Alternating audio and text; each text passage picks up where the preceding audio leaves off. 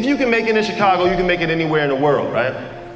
If you can make it in Chicago, you can make it anywhere in the world.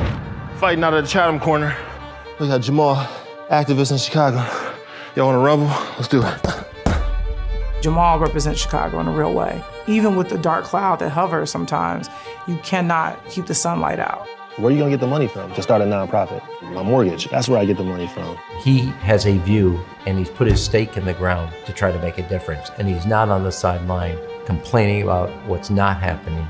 He's in the arena trying to make something happen. 120 kids aspiring to be more than dope dealers on their block, that's what I do it for. Don't let nobody tell you a spreadsheet is gonna change the world. It's a good idea, and then you have to have the faith to see it through. How's it going? It's going great. Jahmal, Jason, thanks for joining me today. Thank you. You look sharp. I like that shirt. Oh, thank you. Well, I'm the Vegas Film Critic. I gotta look the part, right? Nice and retro. Well, what an amazing documentary. I just enjoyed it. It was informative. It was spiritual. It was on so many different levels. And Jahmal, tell me about My Block, My Hood, My City, M3. I was inspired by giving speeches at 4 years old.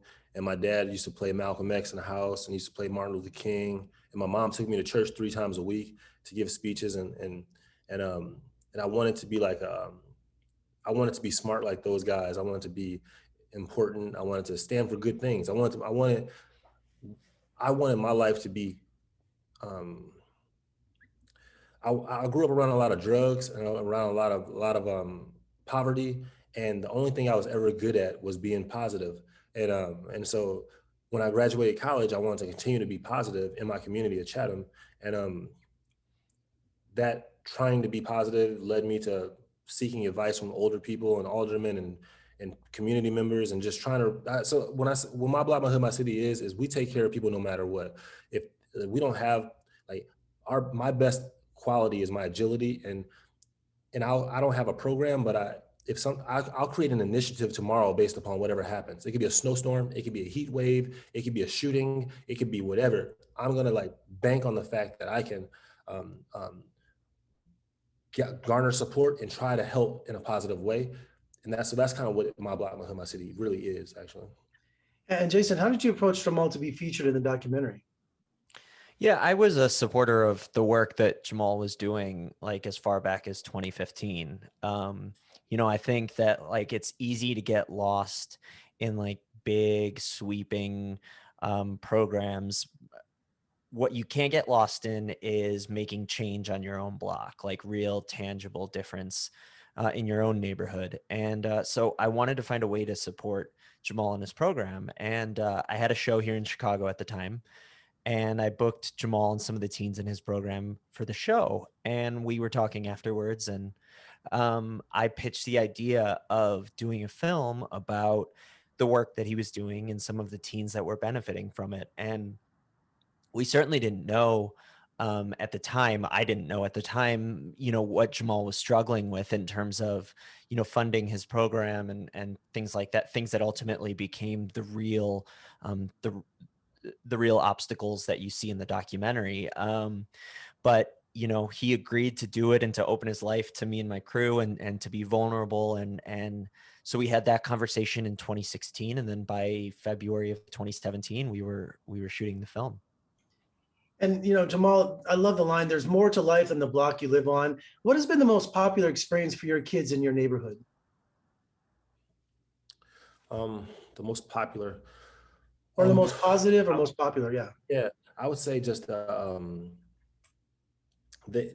just getting on a plane for the first time, or going to like Traverse City, Michigan, and what they always say is like, I haven't heard a siren in a few days. Like I haven't heard a police car. Like when they get outside of the city for like 2 or 3 days, they can let their guard down and they don't have to look over their shoulder, and they become kids. They become teenagers. They ride bikes. They get in canoes. They have fun. So anytime that I can get them outside of that, just carrying around the danger like a backpack all day, it's always I think it's very helpful for them. And Jason, this features a year in the life of Jahmal. Tell me about your preparation and dedication to seeing this movie through? It had to be a tremendous undertaking. Yeah, I mean, the film is over 4 years in the making. We filmed for a lot longer than a year, but when we got to the post-production process, we were looking to kind of put uh, like a range on the story that we wanted to tell, because with Jahmal, like we could have just continued filming forever. Jahmal was like an instrumental person in Chicago's COVID response. And he was leading marches and demonstrations after the murder of George Floyd. And, his organization raised $1 million in a single day for small businesses. So like you could just continue to film and film and film and film. But what we landed on is this year, this tumultuous year in his life where he had great successes, but he also had obstacles that a lot of us would never face. And so we decided to focus on that. And the reality of our filmmaking situation is that we had no budget. It wasn't just low budget, it was no budget. So we were all working full-time jobs while we were making it. I had a baby while we were making it. Bought houses, things like that. I mean, we lived our lives and we also tried to live Jahmal's life and tried to live the lives of the teenagers as best we could. And I think there's a lot of times where you're like, man, I'm so tired. Is this worth it? And then you get to this point right now and you see what you've made and what you've accomplished. And of course it feels worth it. It's an amazing story. And I want Jahmals Message to be out there to people outside of Chicago. Absolutely. And Jahmal, you face real dangers as you tried to build a better city for the students on Chicago's South Side, haven't you? All my role models got killed. So it's like, when can you guys hear me? Okay. Yeah. I mean, you face dangers yourself in pursuing your charity work is what I mean. I mean, you personally have faced dangers. Yeah, I got shot at a few times. My home got closed, divorced. I've had to see my ex get in the next door neighbor or buy from my family.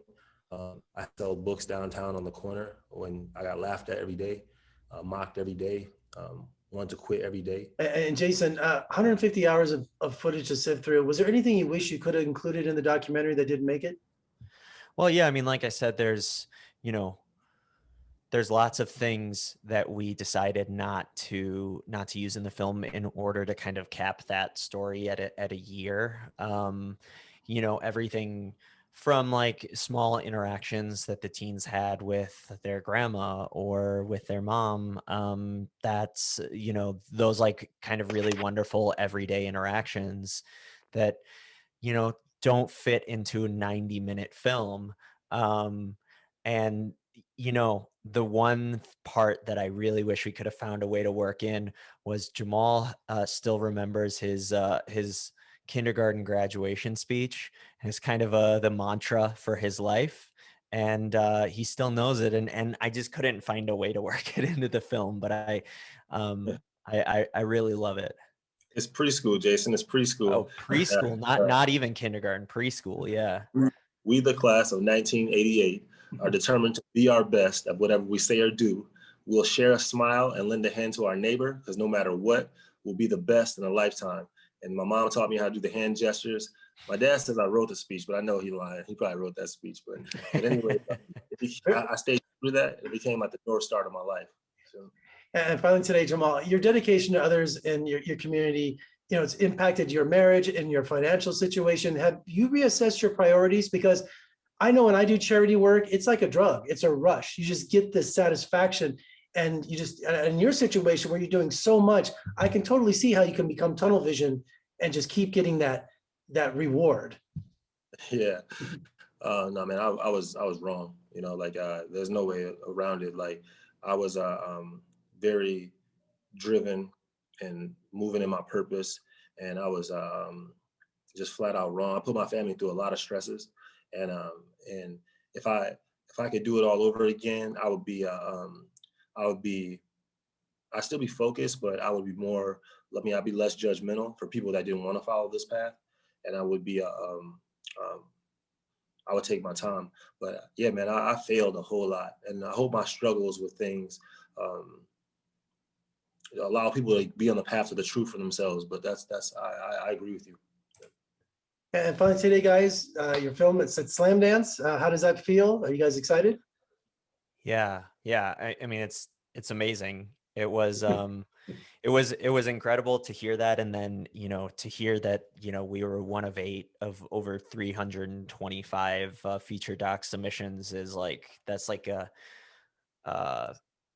you don't even have a response for that. That's like, wow. So very excited, very honored. Yeah, I'm excited. I wish I could be out there.